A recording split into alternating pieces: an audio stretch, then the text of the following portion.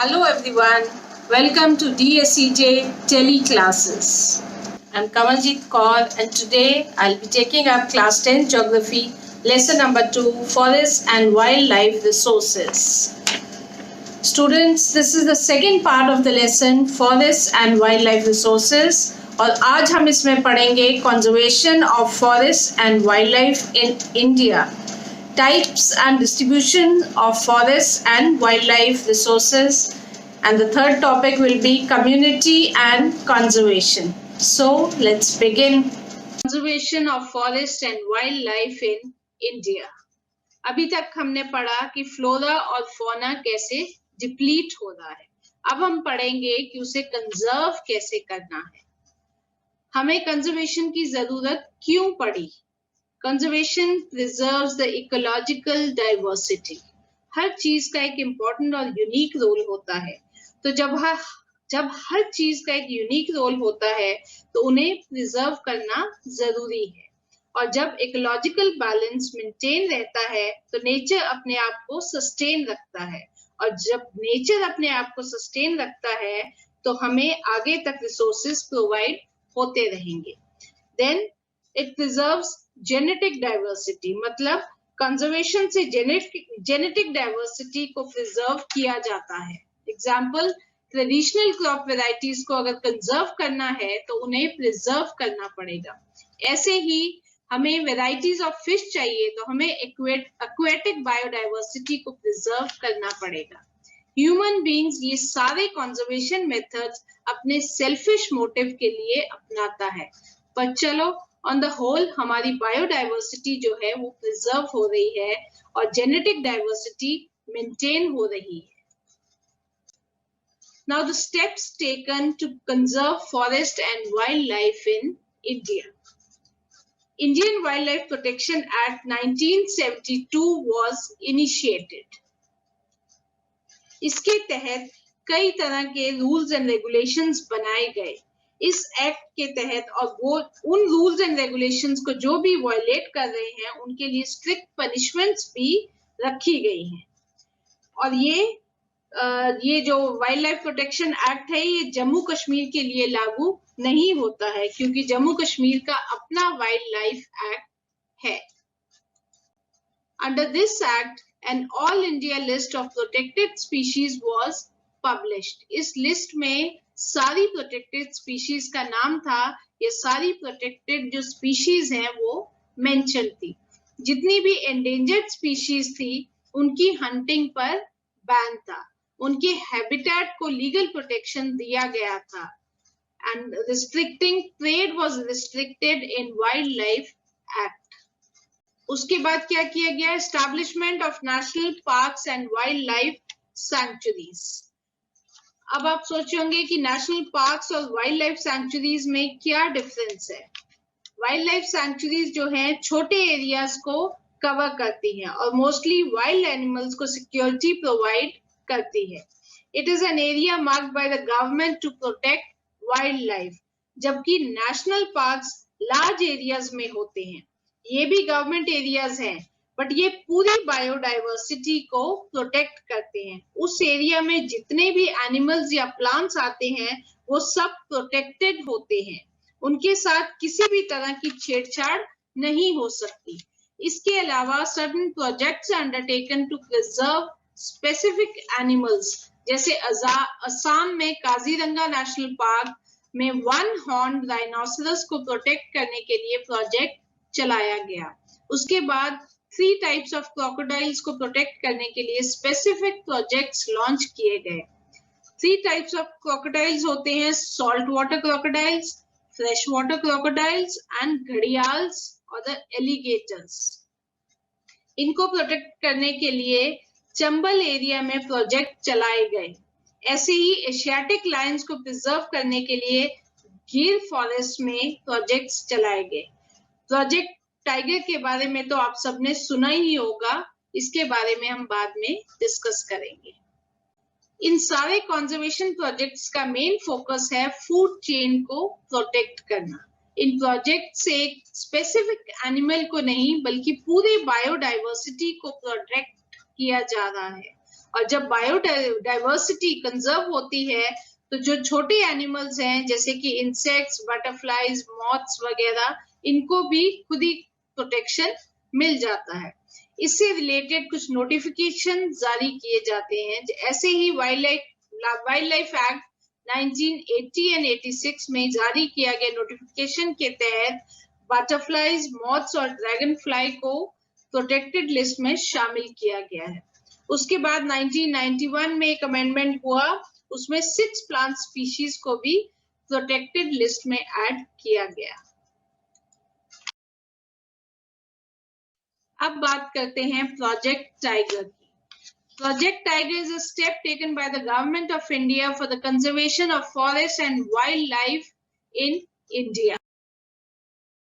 जो पॉपुलेशन है वो इंडिया में 55,000 थी और एक सेंचुरी में वो कम होकर 1827 आ गई। मतलब 100 साल में टाइगर की पॉपुलेशन 55,000 से 1,827 पर आ गई। जब इंडियन गवर्नमेंट ने ये नोटिस किया कि किस स्पीड से टाइगर की पॉपुलेशन ड्विंडल हो रही है, तब गवर्नमेंट ने सोचा कि कुछ स्टेप्स लेने पड़ेंगे इसको रोकने के लिए। इस पॉपुलेशन डिक्रीज का कारण क्या थे? इसके कारण थे पोचिंग फॉर ट्रेड, मतलब टाइगर्स को किडनैप करके दूसरे एरियाज में या दूसरी कंट्रीज में बेचा जाता था। दूसरा कारण था श्रिंकिंग हैबिटेट। जिस स्पीड से टाइगर्स की पॉपुलेशन कम हो रही थी, उसी स्पीड से डिफॉरेस्टेशन हो रहा था, जिसकी वजह से टाइगर्स का जो हैबिटेट है वो डिस्ट्रॉय हो रहा था। टाइगर्स के रहने की जगह में जब ह्यूमन बीइंग्स एनक्रोच करेंगे तो जंगलों को काटकर वो बेचारे क्या करेंगे? उनका जो हैबिटेट है वो श्रिंक हो गया था, या हम कह सकते हैं उनकी रहने की जगह जो है वो कम हो गई थी।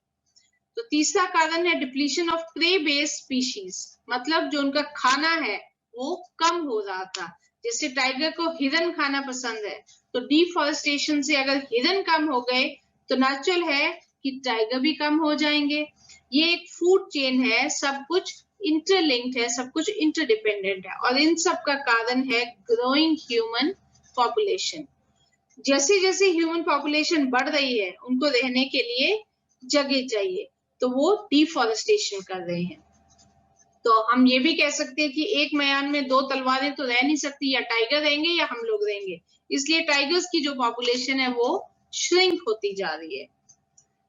और trade of tiger skin and also bone for traditional medicine is also a major reason for decrease in tiger population. पहले लोग हंटिंग करने जाते थे और टाइगर की स्किन और उसके फेस को अपने घर में लगाते थे, अपनी शान और शौकत दिखाने के लिए, अपनी बहादुरी दिखाने के लिए, और उसके बोन्स को ये लोग बेच देते थे। ये लोगों का एक बहुत इनसेंसिटिव अप्रोच था, जिसकी वजह से टाइगर पॉपुलेशन में एक ड्विंडल आ गया था।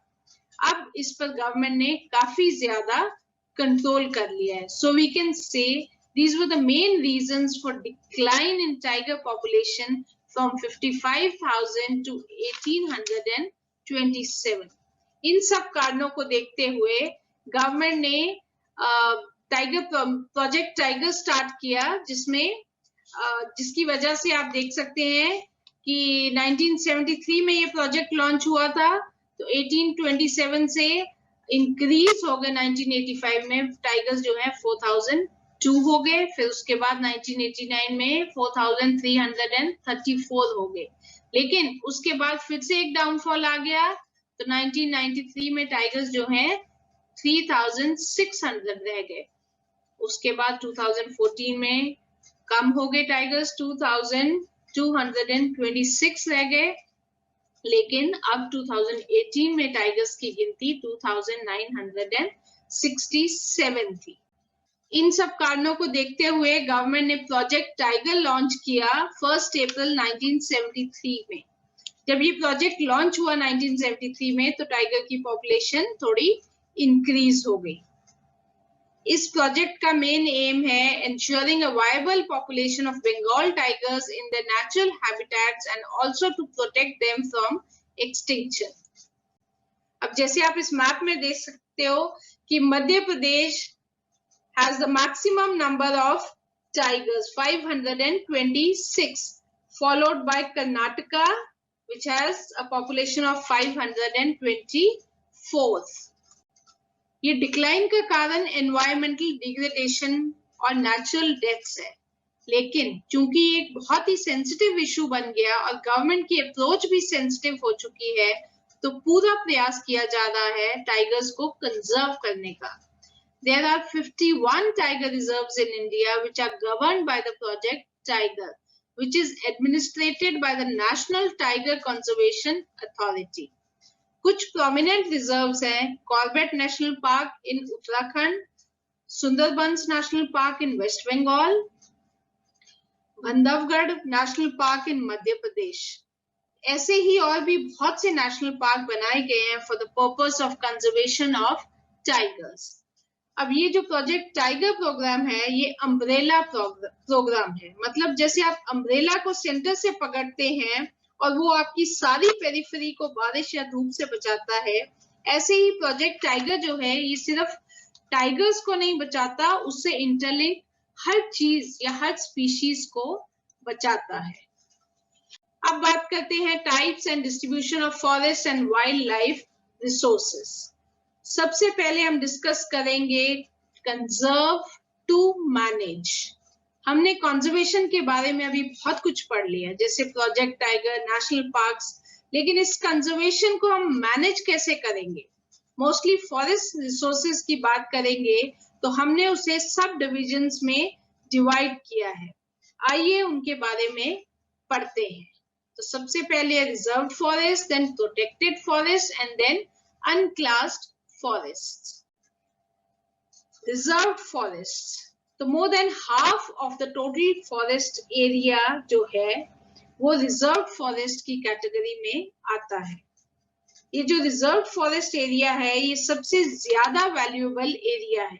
मतलब यहाँ जो भी products पाए जाते हैं वो सबसे ज्यादा valuable होते हैं. These forest areas are being strictly regulated as they are most valuable. Reserved forest areas are mostly in Jammu and Kashmir, Andhra Pradesh, Uttarakhand, Kerala, Tamil Nadu, West Bengal and Maharashtra. In states में reserved forest की quantity ज्यादा है. फिर उसके बाद है protected forest. These forests are almost 1/3 of the total forest area. अब आप सोच रहे होंगे इसे प्रोटेक्शन क्यों दिया गया है? इन एरियाज में पहले बहुत ज्यादा डिप्लीशन हुआ होगा, तो उसे प्रिवेंट करने के लिए protected forest are protected from further depletion. इनकी डिस्ट्रीब्यूशन देखें तो mostly in Bihar, Haryana, Punjab, Himachal Pradesh, Orissa and Rajasthan. इनके जो राजस्थान के major parts protected areas, protected forest से कवर्ड है. अब reserve forest plus protected forest दोनों मिलकर बनते हैं permanent forest. Permanent forest are being maintained for producing timber and other forest produce such as rubber. Permanent forest को government manage करती है, वहां से टिम्बर और दूसरे फॉरेस्ट प्रोड्यूस जैसे रबर का प्रोडक्शन होता है. हमारी कंट्री सबसे ज्यादा परमानेंट फॉरेस्ट से भरी हुई है. मध्य प्रदेश में ज्यादा फॉरेस्ट पाए जाते हैं permanent, and more than 75% of forest in Madhya Pradesh are declared as permanent forest. Now talking about unclassed forest. ये थर्ड कैटेगरी ऑफ फॉरेस्ट है, जो फॉरेस्ट एरिया ना तो रिजर्व्ड फॉरेस्ट कैटेगरी में आता है और ना ही प्रोटेक्टेड फॉरेस्ट कैटेगरी में आता है, तो वो अनक्लास्ड फॉरेस्ट की कैटेगरी में आता है.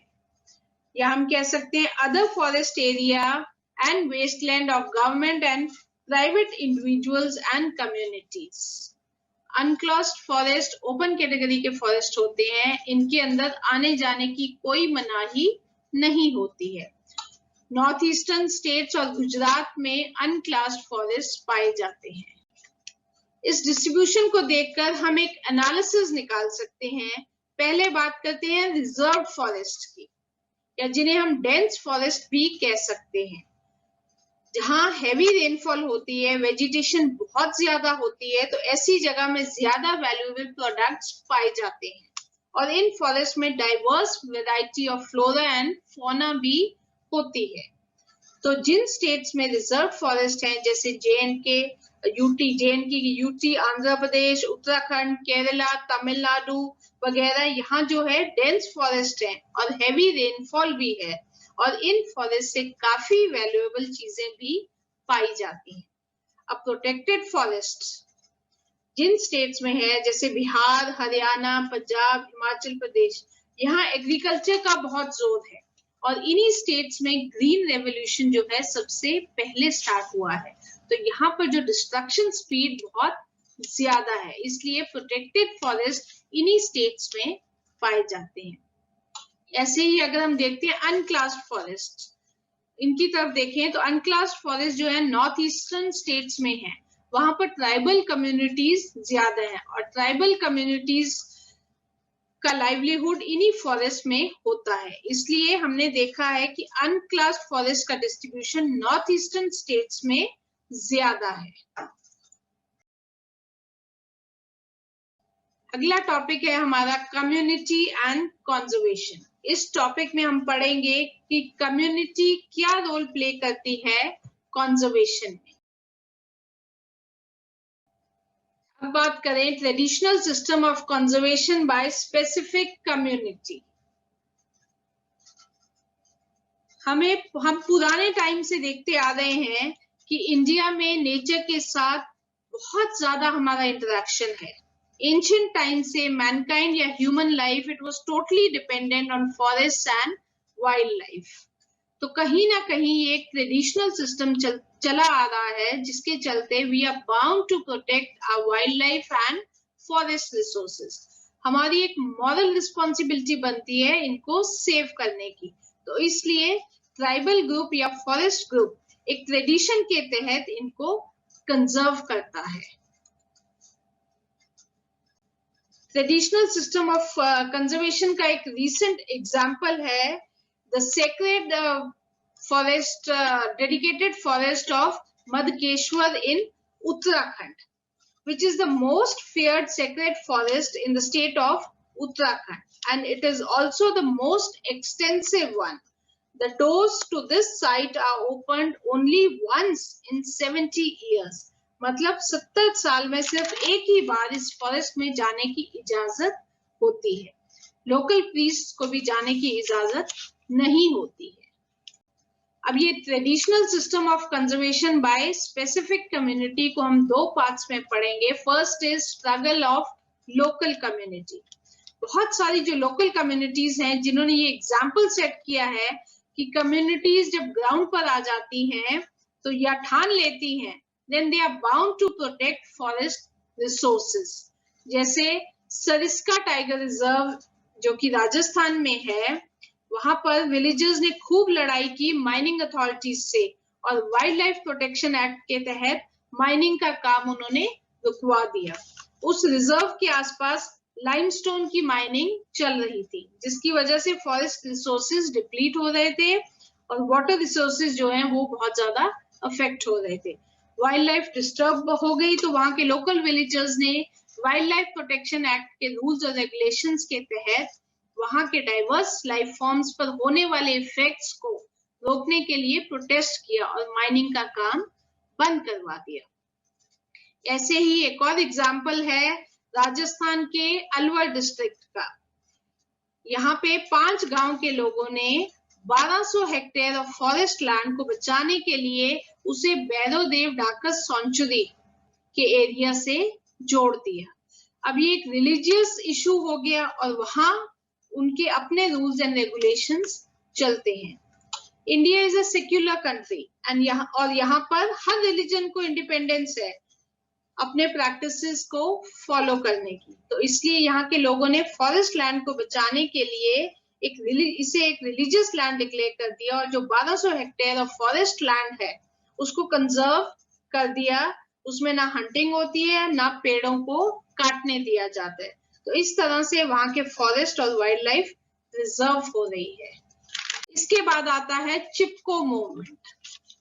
ये मूवमेंट 1973 में हिमालय रीजन ऑफ उत्तर प्रदेश, जो कि अभी उत्तराखंड में है, वहां स्टार्ट हुआ था।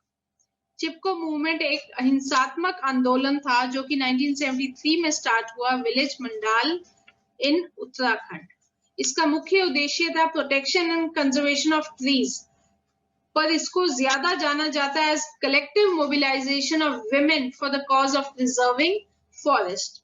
चिपको word comes from the word embrace और टू हग, क्योंकि उस समय जब उत्तर प्रदेश के चमोली डिस्ट्रिक्ट में पेड़ों को काटा जा रहा था, सभी गांव वाले जो है वो पेड़ों से चिपक कर खड़े हो गए थे और पेड़ों के आसपास उन्होंने सर्कल बना लिए थे पेड़ों को काटने से बचाने के लिए।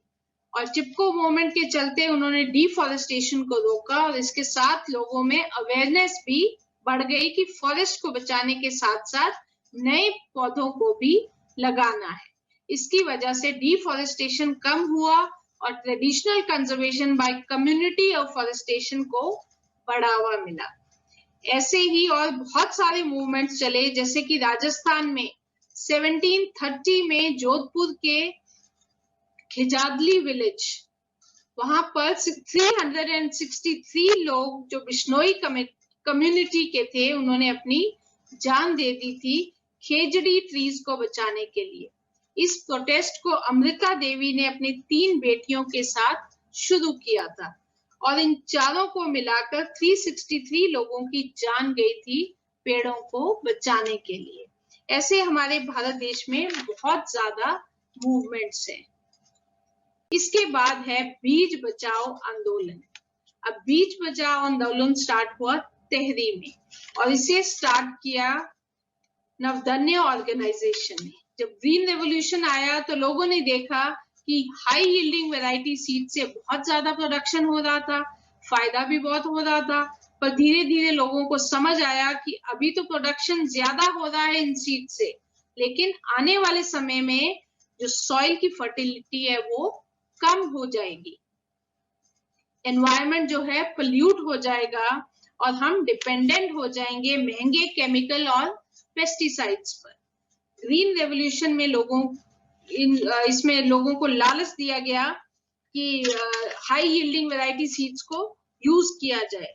तो अब किसान जो हैं टोटली डिपेंडेंट हो गए केमिकल्स और पेस्टिसाइड्स पर, and they are addicted to chemicals and fertilisers, और उनका इनपुट कॉस्ट जो है वो ज्यादा हो गया है और उतना उनको आउटपुट नहीं मिल पा रहा है, जिसकी वजह से फार्मर्स जो है लॉस में जा रहे हैं और इसका बहुत ही ज्यादा नेगेटिव इम्पैक्ट हो रहा है। इन सारी चीजों को देखते हुए कुछ ऑर्गेनाइजेशंस ने बीज बचाओ आंदोलन चलाया, जिसका मेन मोटिव था कि ओरिजिनल सीड्स को यूज किया जाए, बिना ट्रीटमेंट वाले सीड्स को यूज किया जाए। चाहे प्रोडक्शन कम हो पर लॉन्ग टाइम में इसका फायदा ही होगा, नुकसान नहीं। ऑर्गेनिक फार्मिंग इंट्रोड्यूस की गई जो बिना किसी केमिकल या फर्टिलाइजर के यूज की जाती है। फिर उसके बाद कम्युनिटीज ने जॉइंट फॉरेस्ट मैनेजमेंट प्रोग्राम, ये इसमें उन्होंने बहुत बड़ा रोल प्ले किया। पहले फॉरेस्ट डिपार्टमेंट और फॉरेस्ट के आसपास रहने वाले लोगों के बीच बहुत ही ज्यादा कॉन्फ्लिक्ट रहता था, ब्लेम गेम चलता रहता था। फॉरेस्ट डिपार्टमेंट को लगता था कि आसपास के लोग जो हैं वो फॉरेस्ट को नुकसान पहुंचा रहे हैं और लोगों को लगता था कि फॉरेस्ट डिपार्टमेंट फॉरेस्ट को प्रॉपर्ली कंजर्व नहीं कर पा रहे हैं। इस ब्लेम गेम को दूर करने के लिए एक जॉइंट फॉरेस्ट मैनेजमेंट प्रोग्राम तैयार किया गया, जिसके तहत फॉरेस्ट के आसपास की नेबरिंग कम्युनिटीज और फॉरेस्ट डिपार्टमेंट ने मिलकर फॉरेस्ट कंजर्वेशन पर पार्टिसिपेट करते हुए मिलजुल कर उन्होंने पार्टिसिपेट किया।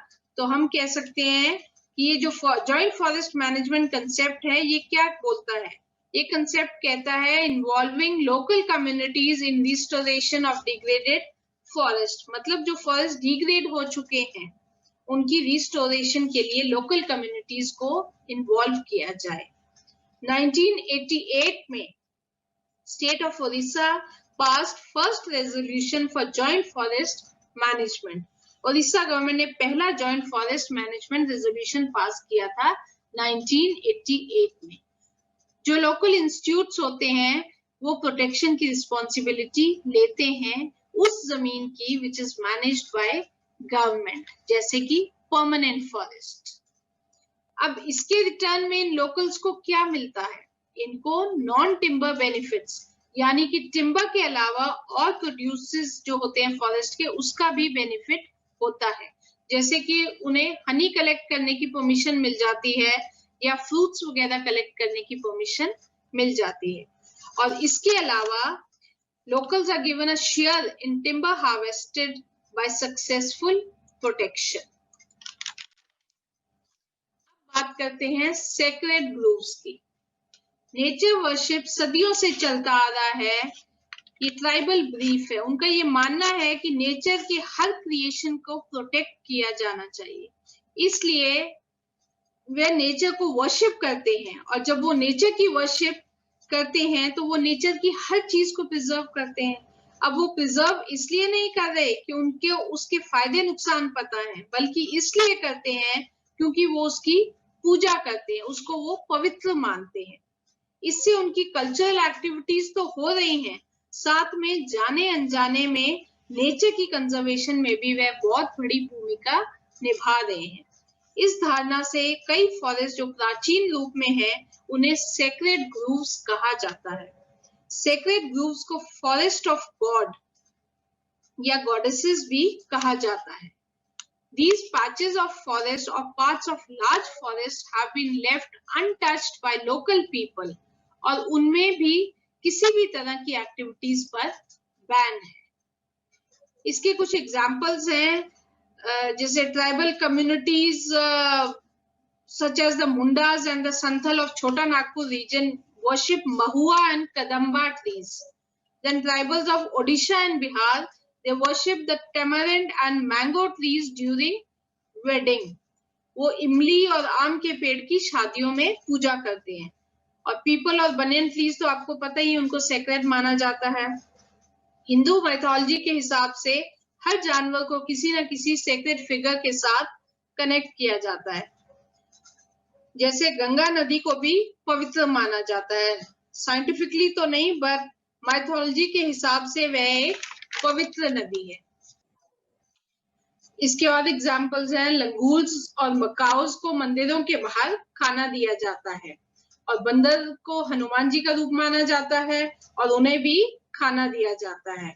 तो इनडायरेक्टली उनकी जो स्पीशीज है वो सस्टेन कर पाएंगी, क्योंकि उन्हें कॉन्टिन्यूसली फूड सप्लाई उनका चल रहा है। उनका जो फूड सप्लाई बंद नहीं हुआ है, जिनकी वजह से वे ज्यादा देर तक सर्वाइव कर पाएंगे। तो ऐसे ही राजस्थान के बिश्नोई विलेजेस में ब्लैक बक, जिसे हम चिनकारा भी कहते हैं, नील गाय और पीकॉक यानी कि मोर गांव में ऐसे रहते हैं जैसे ह्यूमन बीइंग्स रहते हैं। वो भी वहां की पॉपुलेशन का एक हिस्सा है। इन एनिमल्स को यहाँ कोई नुकसान नहीं पहुंचाया जाता। ये सब था सेक्रेड ग्रूव्स, और ये कम्युनिटी एंड कंजर्वेशन टॉपिक के अंडर ही आता है। तो ये हमारा लेसन यहाँ पर खत्म हो गया है। ये कुछ लर्निंग आउटकम्स हैं कि हमने इन 2 वीडियोस में इस लेसन के बारे में क्या क्या सीखा। तो ये लेसन पढ़ने के बाद बच्चे, मैं उम्मीद कर सकती हूँ कि बच्चों को बायोडाइवर्सिटी के बारे में पता चल गया होगा। वे पहचान पाएंगे कि categories of different species on the basis of their existence. Flora और फौना के डिप्लीशन के कारण जान जाएंगे, आप लोग जान गए होंगे। And students have been familiarized with various conservation strategies to protect and preserve the genetic diversity of flora and fauna. They are aware of the wildlife sanctuaries and the national parks of India. They also have realized the contribution by community in conserving forest and wildlife. तो students, यहाँ पर ये lesson खत्म होता है। इसके साथ हमारा ये chapter forest and wild life resources खत्म हो जाता है। मुझे पूरी उम्मीद है कि आपको ये लेसन अच्छे से समझ आया होगा। Thank you students.